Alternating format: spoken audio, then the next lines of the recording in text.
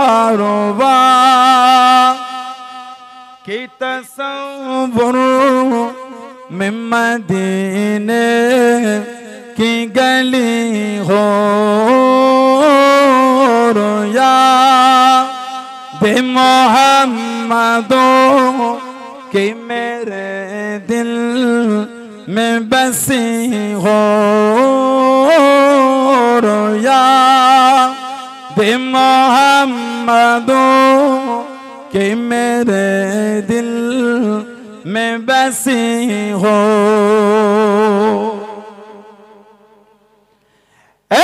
काश में बन जाओ मदीने का मुसाफिर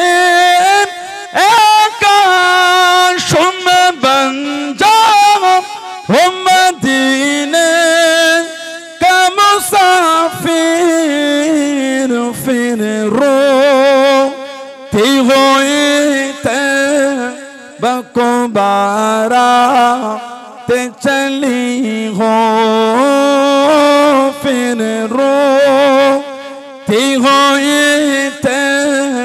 बको बारा ते चली हो हरवा की तसव्वुर में मदीने की गली हो रोया दे मोहम्मदों कि मेरे दिल में बसी हो काश मदीना में मुझे तो काश मदीना में मुझे तो कदमों में तेरे सर हो मेरे रूह हो चली हो कदमों में तेरे सर हो मेरे रूह हो चली हो हरवा की तसव्वुर में मदीने की गली हो रोया दे मोहम्मदों कि मेरे दिल में बसी हो अल्लाहुम्मा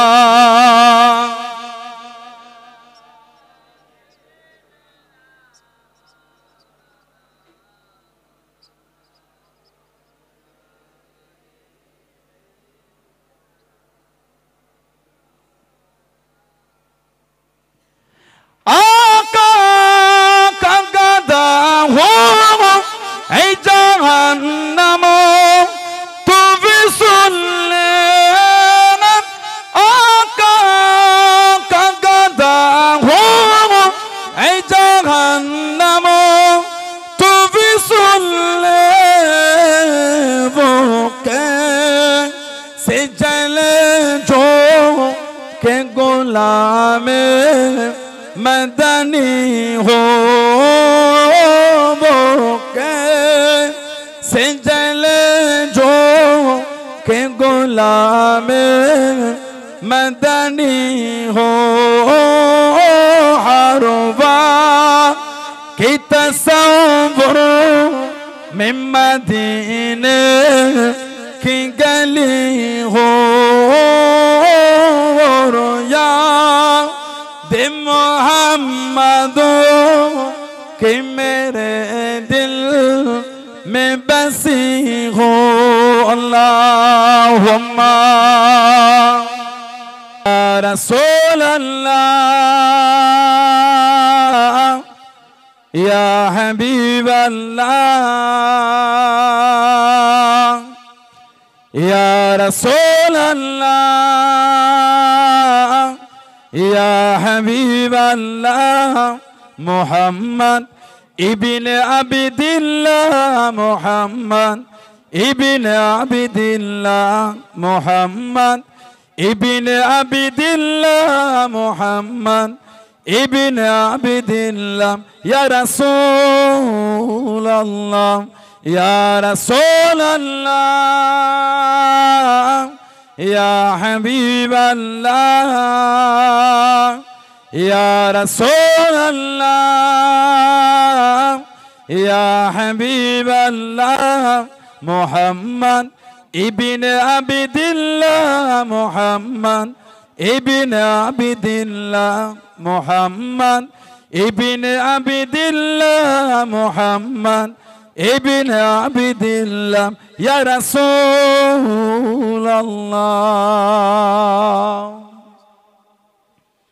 মুহাম্মদ ইবনে আবিদিল্লাহ ইয়া কারি কিতাবিল্লাহ মুহাম্মদ ইবনে আবিদিল্লাহ ইয়া কারি কিতাবিল্লাহ আলাইকা কুব্বাতুল কুবরা তুজাহিদ ফি সাবিলিল্লাহ আলাইকা কুব্বাতুল কুবরা তুজাহিদ ফি সাবিলিল্লাহ ইয়া রাসূলুল্লাহ ইয়া রাসূলুল্লাহ ইয়া হাবিবাল্লাহ ইয়া রাসূলুল্লাহ ইয়া হাবিবাল্লাহ মুহাম্মদ ইবনে আবিদিল্লাহ মুহাম্মদ ইবনে আবিদিল্লাহ মুহাম্মদ ইবনে আবিদিল্লাহ মুহাম্মদ ইবনে আবিদিল্লাহ ইয়া রাসূলুল্লাহ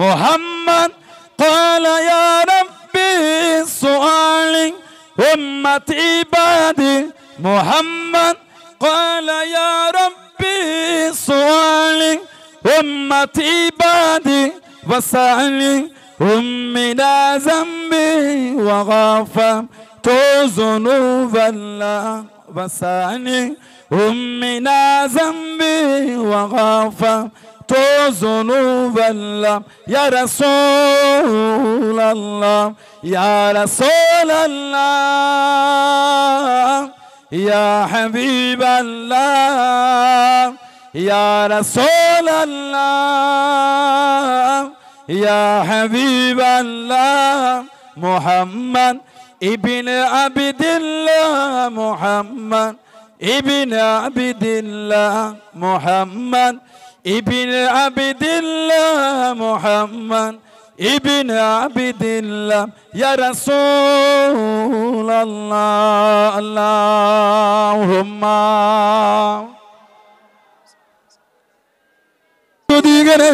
দিন মানার কেউ থাকবে না, ইসলাম মানার কেউ থাকবে না, আল্লাহ পাক আপনার ওয়াহদানিয়াত মানার কেউ থাকবে না, আমি নবী আমাকে মানার কেউ থাকবে না, ইসলামের ঝান্ডা ধরার কেউ থাকবে না।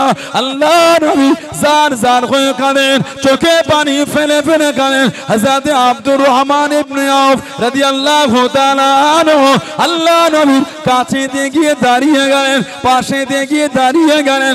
মাথা থেকে পা পর্যন্ত একটি জায়গাতে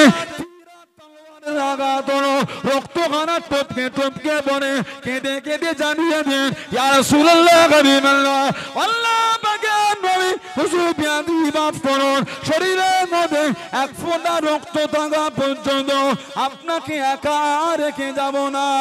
জনে বলুন সুবহান, আর একটু জনে বলুন সুবহান। হযরত মিকদাদ ইবনে আমর রাদিয়াল্লাহু তাআলা আনহু আল্লাহ নবীর কাছে দিয়ে গিয়ে দাঁড়িয়ে গেলেন, পাশে দিয়ে গিয়ে দাঁড়িয়ে গেলেন, চোখ ভরা পানি লাগালেন। ইয়া রাসূলুল্লাহ হাবিবাল্লাহ সিজদা থেকে মাথাটা উঠিয়ে নেন, সিজদা থেকে মাথাটা উঠিয়ে নেন, আপনার কান্না সহ্য করতে পারি না।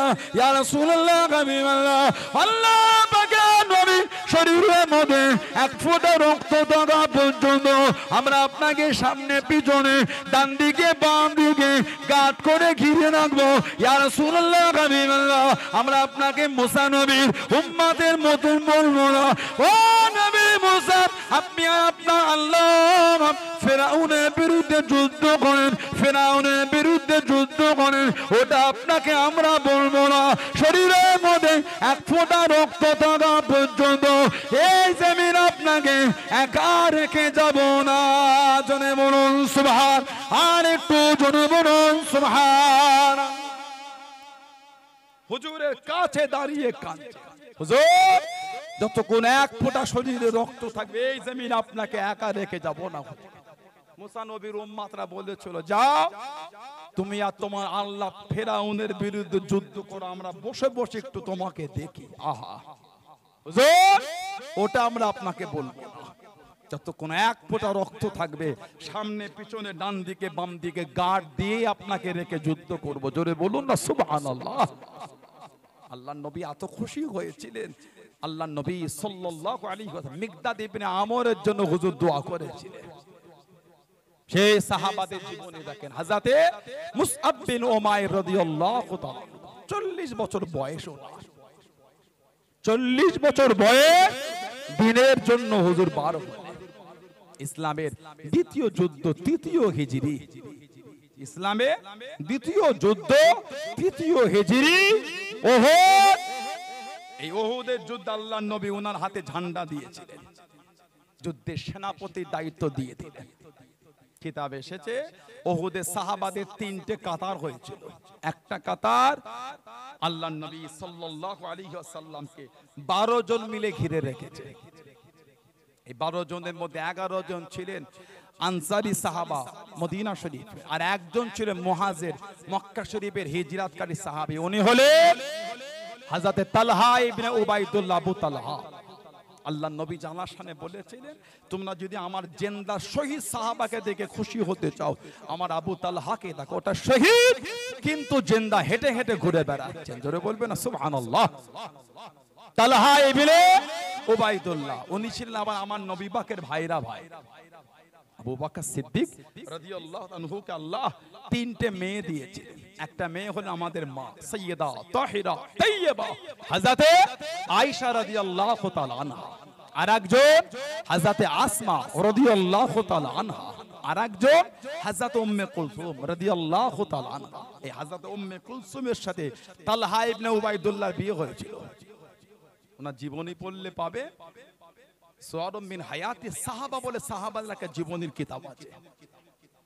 সুআরুম মিন হায়াতি সাহাবা একটা কিতাব আছে, আল্লামা ইবনে হাজার আসকালানী হুজুর রাহমাতুল্লাহ লিখেছেন আল ইসাবা ফি তামহিজিস সাহাবা বলে।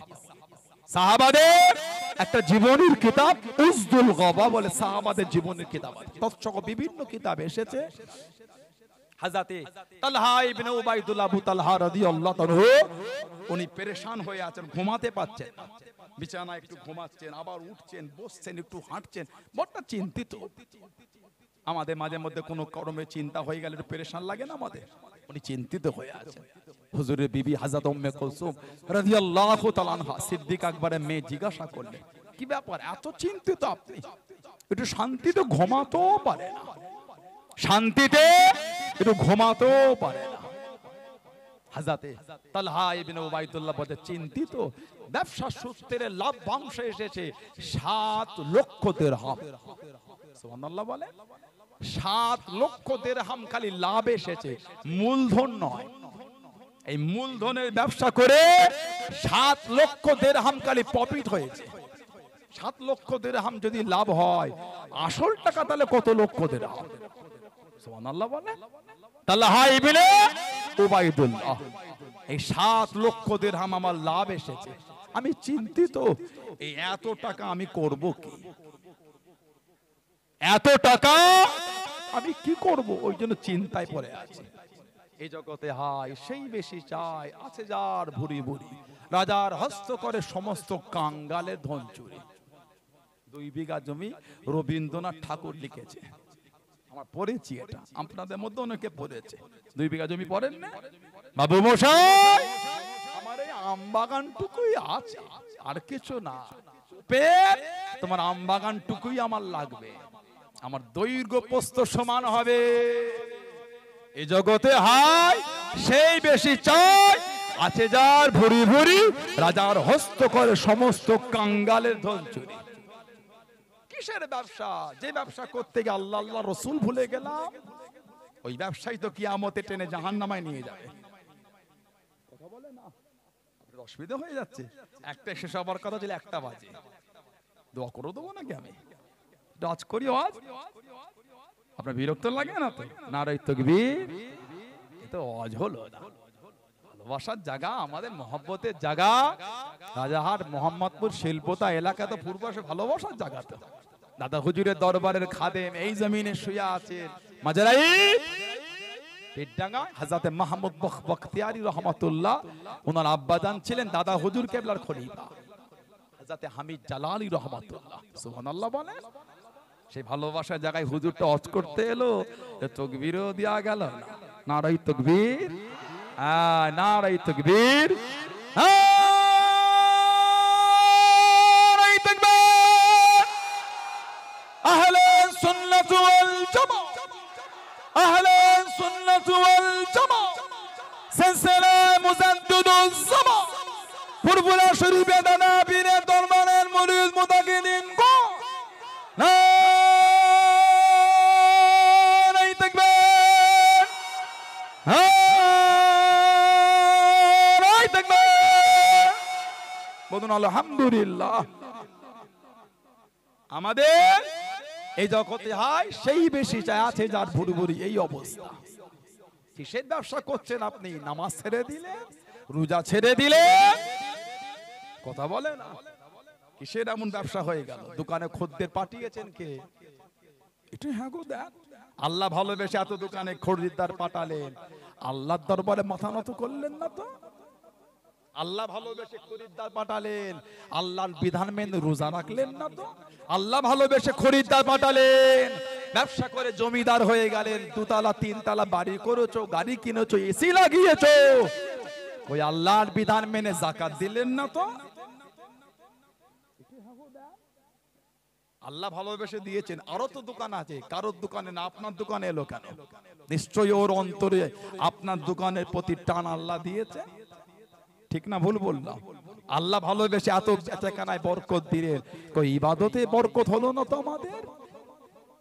যে ব্যবসা আপনাকে আমাকে আল্লাহ আল্লাহর রাসূল থেকে দূরে সরিয়ে দেবে, জানবেন ওই ব্যবসা জাহান্নামে যাবার জন্য যথেষ্ট। কিসের এমন ব্যবসা? আল্লাহ আল্লাহর রাসূল ভুলে গেলাম।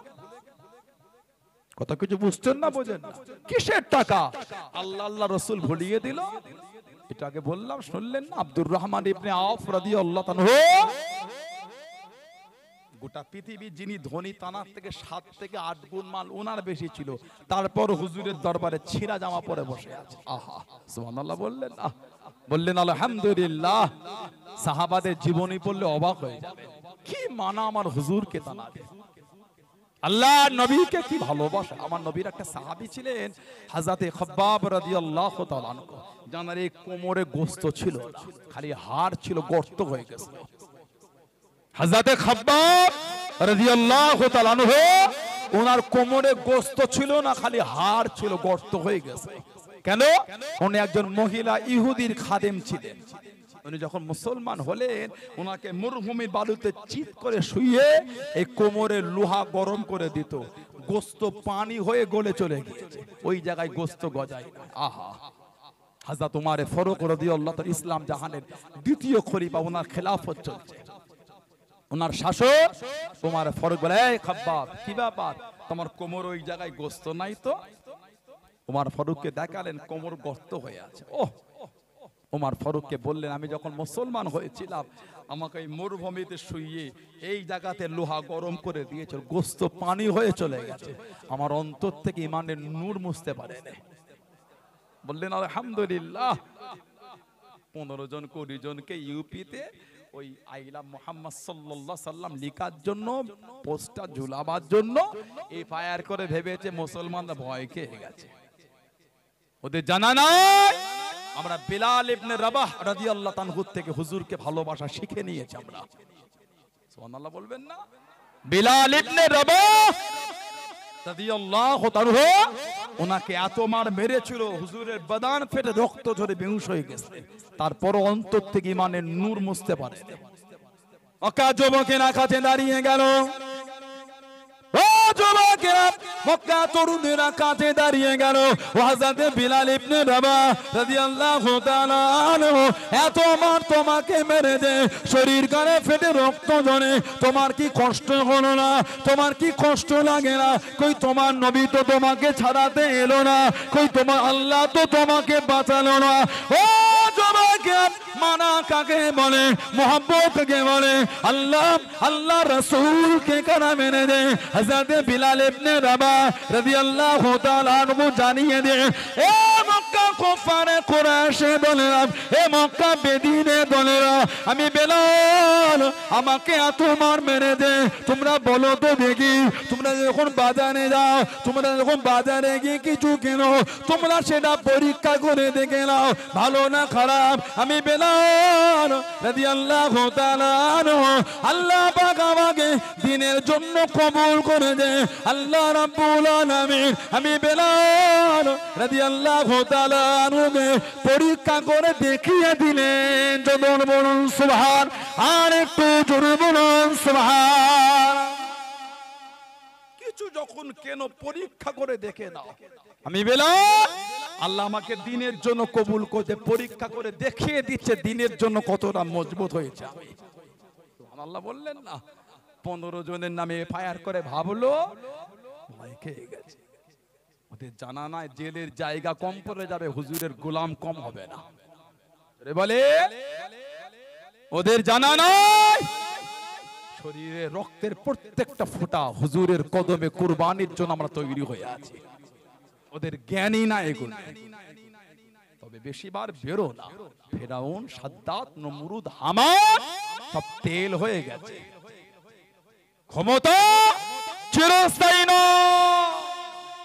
যারাই কালকে গাল দিয়েছিল জঙ্গি বলে, আজই তারা সেলফি তুলবে বলে কাঁধে কাঁধ ঘাসছে। দেখেন না আজকে আফগানিস্তান থেকে নেতাগুলো এলো, কি বলে, যারা কালকে বলেছিল ওরা জঙ্গি, ওরা অমুক, ওরা তমুক, আমাদের ভারতের কিছু মিডিয়া এখনো নেটে আছে।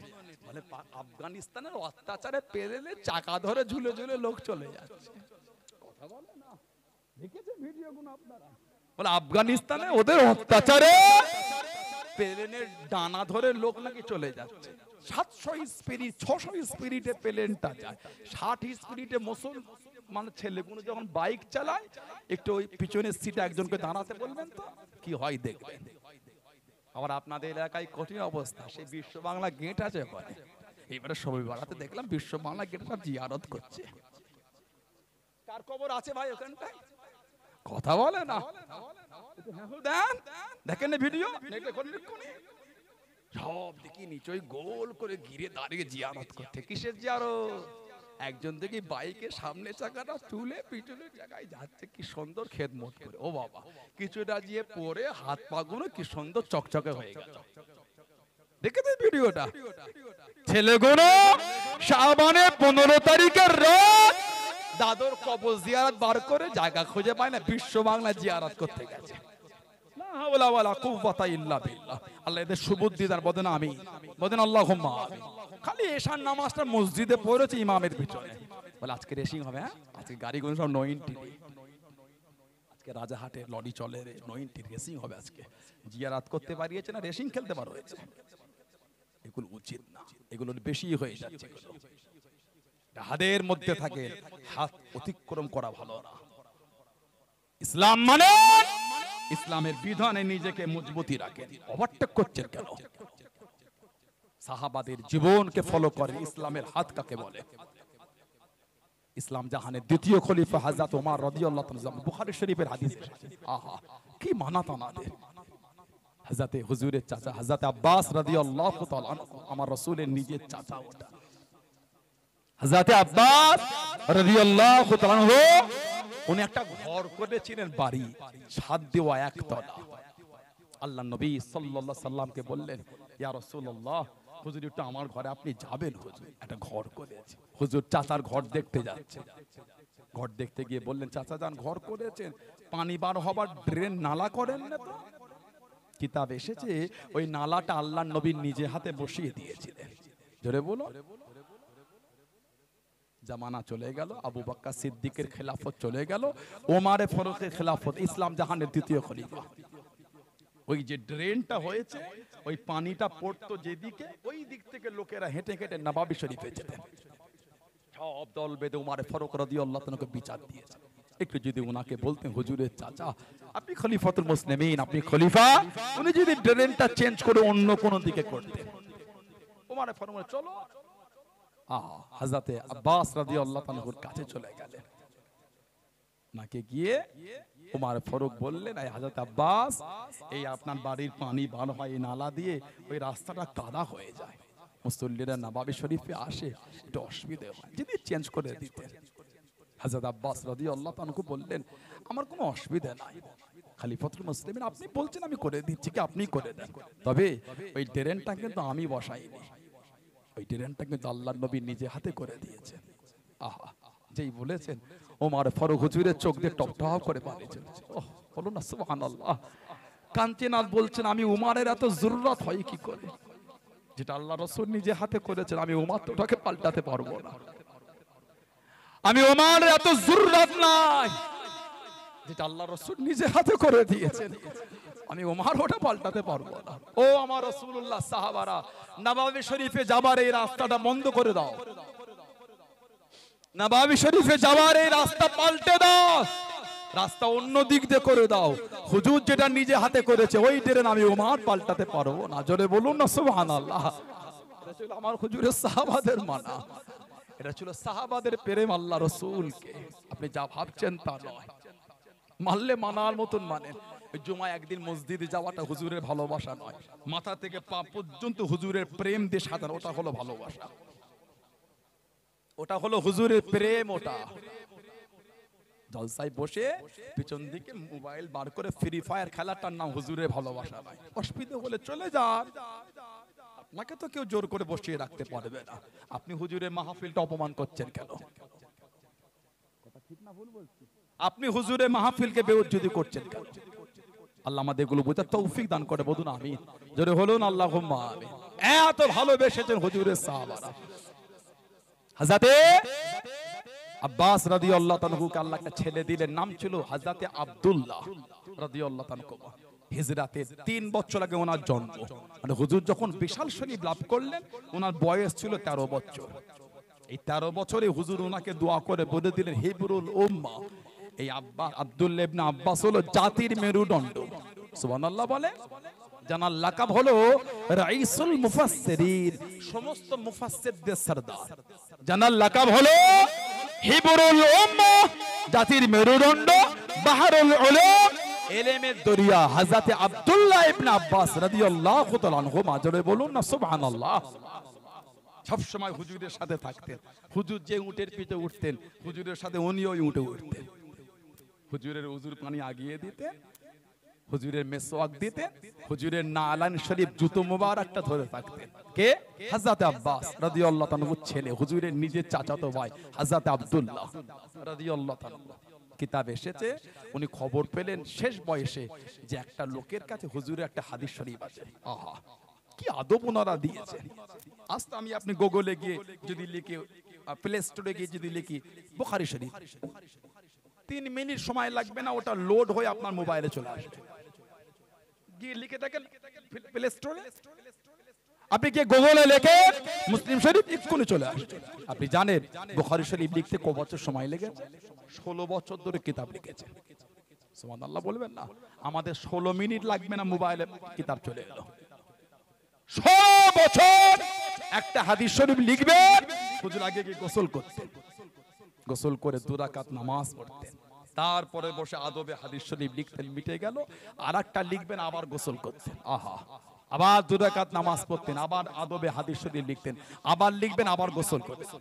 বুখারী শরীফে যে কটা হাদিস শরীফ উনি লিখেছেন প্রত্যেকটা লিখার আগে গোসলও করেছেন, 2 রাকাত নামাজও পড়েছেন। জোরে বলবেন না সুবহানাল্লাহ। এটা আদব ওনাদের। হযরত আব্বাস রাদিয়াল্লাহু তাআলা ছেলে হযরত আব্দুল্লাহ শুনলেন হাদিস শরীফ, উনি দুপুর বেলা খাওয়া দাওয়া করে বার হয়ে গেলেন, ওনার বাড়ির সামনে গেলেন, উনি ভাবলেন একটু বিশ্রাম করছেন, ডাকলেন না, চাদরটা জড়িয়ে আর চাদরটা এক জায়গায় তাল করে মাথায় দিয়ে হেলান দিয়ে বাড়ির সামনে উনি রয়ে গেল। মরুভূমি ঝড় উঠলো, বালু উড়ে উড়ে এসে ওনার গা পুরো ঢেকে গেছে। কে? হুজুরের নিজের চাচাতো ভাই। কিতাব এসেছে উনি যখন আসরের সময় বার হলেন, ইনাকে দেখে তো অবাক, ওহ আপনি হুজুরের চাচাতো ভাই, আপনি আমার দরবারে হুজুর ডাকলেন না? না, আমি শুনেছি আপনার কাছে হুজুর একটা হাদিস শরীফ আছে, ওটা শুনতে এসেছে, ওটা আমি নিতে এসেছি। উনি বললেন, বললে তো আমি আপনার কাছে চলে যেতাম। উনি বললেন প্রয়োজনটা আমার, ওই জন্য আমি এসেছি আপনার দরবারে। জোরে বলুন না সুবহানাল্লাহ। কি আদব ওনাদের মধ্যে। হযরত মুসআব বিন উমারকে নবী পাঠিয়ে দিলেন, ও যুবকেরা, উহুদের ময়দানে তিনটে কাতার হয়ে গেল, একটা কাতারে 12 জন আল্লাহ নবীকে ঘিরে রেখে আল্লাহ নবী সাল্লাল্লাহু আলাইহি ওয়াসাল্লামের লোহার হেলমেট গানা ভেঙে শির মোবারকে লোহার টুকরোটা গিতে গেল, নূরে দান্দার শহীদ হয়ে গেল। আল্লাহ নবী সাল্লাল্লাহু আলাইহি ওয়াসাল্লামের দিকে কাফের কাতারে কাতারে আসে, হুজুরকে শহীদ করে দেবে। আল্লাহ নবী জানিয়ে দেন, ও বাবা সামাম, তোমাদের মধ্যে কেউ কি আছো বাবা, এদের করে আটকাবে বাবা, যেদের করে আটকাবে আমি নবী জানিয়ে দিলাম আল্লাহ পাকে জান্নাতে সে আমার সাথী হবে, সে আমার সঙ্গী হবে। হযরত আবু তালহা ইবনে উবাইদুল্লাহ রাদিয়াল্লাহু তাআলা আনহু উনি কে বলল, হুজুর আমি যাব। আল্লাহ নবী সাল্লাল্লাহু আলাইহি ওয়াসাল্লাম জানিয়ে দেন, তুমি নয় অন্যজন যাও, কাছে থেকো। এই করে করে 11 জন আনসারী সাহাবা শহীদ হয়ে, এবার উনি একা। এবার হুজুর বলতে তুমি এবার যাও। কিতাব এসেছে উনি একা ইহুদিদের দলের সঙ্গে লড়ে লড়ে তাদের করে পিছিয়ে দিয়ে আমার হুজুরের কাছে এসে হুজুরকে কোলে করে তুলে উহুদের পাহাড় একটু ঠেলে উঠিয়ে দিলেন। আবার ইহুদিদের দিকে ঝাঁপিয়ে যুদ্ধ করে আবার হুজুরকে এসে উঠাচ্ছে। কিতাব এসেছে শরীরের মধ্যে 72 থেকে 80টা তীর আর তলোয়ারের আঘাত হয়েছে, তারপরও কিন্তু একটা তীর আমার হুজুরকে উনি লাগতে দেন না। সুবহানাল্লাহ বললেন না? আর একটু জোরে বলা গেল না? এটা হলো ভালোবাসা। আর আপনার ফোনে ওই বক্তাটার ওয়াজ এসে গেল, যেই বক্তাটা বলল নবী মানে বার্তাবাহক, সংবাদ পৌঁছে দিও। তাহলে সাংবাদিক, সেও সংবাদ পৌঁছে দেয়, সেই দিক থেকে নবীও সাংবাদিক। ওই বক্তার ওয়াজ আপনার ফোনে জায়গা পেল কি করে? 72 থেকে 80টা তীর শরীরে নিয়েছে, কেন? আমার হুজুরকে লাগতে দেবো না। আর সেই হুজুর সাল্লাল্লাহু আলাইহি ওয়াসাল্লামকে যে বলল সাংবাদিকের কাজ সংবাদ পৌঁছে দিও, আর নবী মানে ওটাও খবর পৌঁছে দিয়া, সেই দিক থেকে হুজুরও সাংবাদিক। ওই বিয়াদব বক্তার আলোচনা আপনার ফোনে লোড হলো কি করে? কথা বলে না, মনে হয় এটা হুজুরের আদব, আল্লাহ নবী সাংবাদিক। কথা বলছেন না কেন? নবী সাংবাদিক, নাউজুবিল্লাহ বলেন, নাউজুবিল্লাহ বলেন। অত মডার্ন হতে যেও না। হুজুরের আদবের শব্দ খুঁজে পাও না? হুজুর সাংবাদিক। হুজুরের সম্মানের শব্দ বলতে গেলে এসব শব্দ আমাদের পছন্দ করতে হবে কেন? হুজুরের সম্মানের শব্দ তো আরো আছে। আলহামদুলিল্লাহ বলেন। হুজুরের চেহারা শরীফের প্রমাণ দিতে গিয়ে কেন আমাদের বলতে হয় সিসপ্যাক? কেন হুজুরের দিনের প্রচার করতে গিয়ে আমাদের বলতে হয় হুজুর মক্কা শরীফে ডিফেন্স করে খেলেছে, মদিনা শরীফে 4 ছক্কা মেরেছে? নাউজুবিল্লাহ। হুজুরের আদবের শব্দ পাওয়া যায় না। যদি মানেন এই সমস্ত বক্তাদের ভিডিও মোবাইল থেকে বন্ধ করে। আমি বলি সানাউল্লাহ সিদ্দিকীরটা দেখেন, বিয়াদব বক্তার ভিডিও আপনার ফোনে জায়গা পাবে কেন? এটা আমার লাগবে না, ওতে পানি আছে, ঠান্ডা লেগে যাবে। বিয়াদব তার আলোচনা আমাদের ফোনে জায়গা পাচ্ছে কি করে?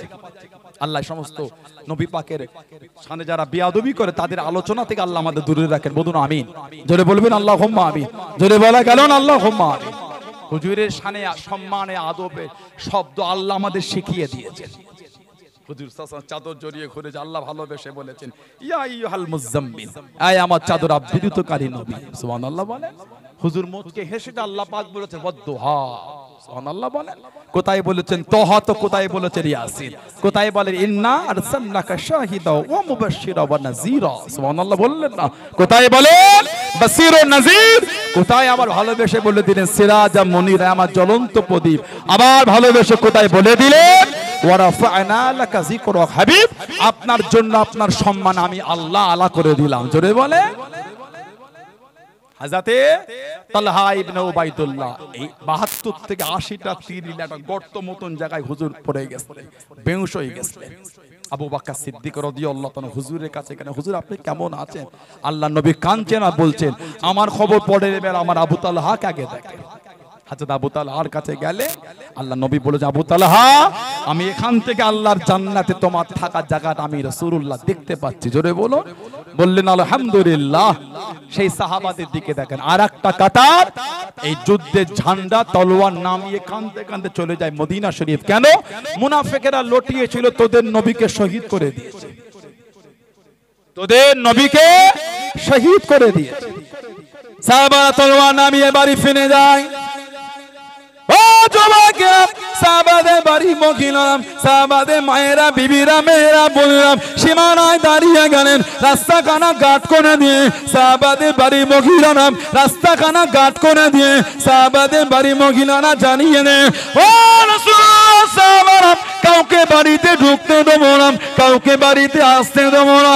যাবার সময় আল্লাহ নবী সাল্লাল্লাহু আলাইহি ওয়াসাল্লামকে সাথে সাথে করে নিয়ে গেলেন। আসার সময় কেন একা একা ফিরে এলেন? আমাদের নবী কই, আমাদের নবী কই, আমাদের নবী কই? আল্লাহ নবীকে রাখলে কাউকে বাড়িতে ঢুকতে দেবো না, আল্লাহ নবীকে রাখলে কাউকে বাড়িতে আসতে দেবো না। ও যুবক, আল্লাহ পাকের হুকুমে আল্লাহ নবী সাল্লাল্লাহু আলাইহি ওয়াসাল্লাম উহুদে পারে দাঁড়িয়ে গিয়ে আল্লাহ নবী আওয়াজ দিয়ে দিয়ে আনা মুহাম্মদ ইবনে আব্দুল্লাহ, আনা মুহাম্মাদুর রাসূলুল্লাহ সাল্লাল্লাহু আলাইহি ওয়াসাল্লাম, আমি নবী জিন্দা নবী, আমি নবী জিন্দা নবী। আল্লাহ নবীর নূরে জামান শরীফের আওয়াজ কালাম 15 থেকে 20 কিলোমিটার দূরে আল্লাহ পাকের হুকুমে সাহাবাদের কানে কানে পৌঁছে গিয়েছিল। জোরে বলুন সুবহান। আর একটু জোরে বলুন সুবহান। আর একটা দনের মধ্যে হযরত মুসআব বিন উমাইর 40 বছর বয়স ঝান্ডাটা হাতে তুলে নিয়ে উহুদের ময়দানে নেমে গেলেন। চিৎকার দিয়ে আওয়াজ দিয়ে দেন, চিৎকার দিয়ে আওয়াজ দিয়ে দেন, ওয়া মুহাম্মাদুন ইল্লা রাসূল কদ খালাত মিন ক্বাবলিহির রাসূল সাল্লাল্লাহু আলাইহি ওয়াসাল্লাম। যুদ্ধ শুরু হয়ে গেল। ও যুবক, হযরত মুসআব বিন উমাইর রাদিয়াল্লাহু তাআলা ডান হাত কানা কেনে দিল, হুজুরকে দমাতে পারলো না, হুজুরকে আটকাতে পারলো না। আল্লাহ দিনের জন্য যুদ্ধে ঝান্ডা কালাম বাম হাতে করে তুলে নিয়ে যুদ্ধখানা চালিয়ে যায়। হুজুরের বাম হাত কানা কেটে দিল, হুজুরকে দমাতে পারলো না, হুজুরকে আটকাতে পারলো না। আল্লাহ দিনের জন্য যুদ্ধে ঝান্ডা কালাম দাড়ি থুপনি করে চিপে ধরে মুখটাকে ঘুরিয়ে ধরে ঝান্ডা খানা তুলে যুদ্ধখানা চালিয়ে যায়। জনে বলুন সুবহান। আর একটু জনে বলুন সুবহান। ডান হাতে ঝান্ডা তুলেছে, হুজুরের ডান হাত কেটে যে ঝান্ডা বাম হাতে করে ধরেছে। আহা, কিতাব এসেছে ওনার বাম হাতও কেটে দিল, দুটো হাত নয়। এই কাটা অংশ দিয়ে ঝান্ডাটাকে টিপে এই দাঁড়ি থুতনি করে টিপে ধরে মুখটাকে ঘুরিয়ে ঝান্ডা তুলে যুদ্ধ করে গেছিলেন। জোরে বললেন না সুবহানাল্লাহ। মুসআব বিন উমাইর রাদিয়াল্লাহু তাআলা শহীদ হয়ে গেলেন। 70টা সাহাবা উহুদে শহীদ হয়েছিলেন। আল্লাহ নবী সাল্লাল্লাহু আলাইহি সাল্লাম বললেন এক একটা কবরে দুজন করে সাহাবাদের দাফন করে দাও। বুখারী শরীফে কিতাবুল মাগাজি বলে অধ্যায় আছে, উলামা হযরতরা জানেন যুদ্ধ সংক্রান্ত আলোচনা। এক একটা কবরে দুজন করে দাফন করে দাও, সব দাফন হচ্ছে।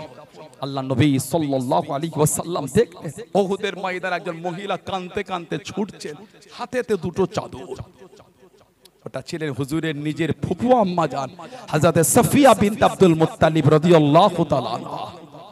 কাঁদছেন আর ছুটছেন আর বলছেন, শুনেছি আমার ভাই হযরত আমির হামজা রাদিয়াল্লাহু তাআলা ওনার চোখ দুটো কাফেররা উঠিয়ে নিয়েছে। আহা, ঠোঁটটা কেটে নিয়েছে, কান কেটেছে, নাক কেটেছে। কিতাব এসেছে ওনার ওইগুলো কেটে মালা করে কাফেররা গলায় দিয়ে নেচেছিল। বলুন নাউযুবিল্লাহ। উহুদের সাহাবাদের চেহারার বিকৃত ঘটিয়েছিল। ওহ, যাবার সময় ওগুলোকে খাজুর গাছে ঝুলাতে ঝুলাতে কাফেররা চলে গেছিল।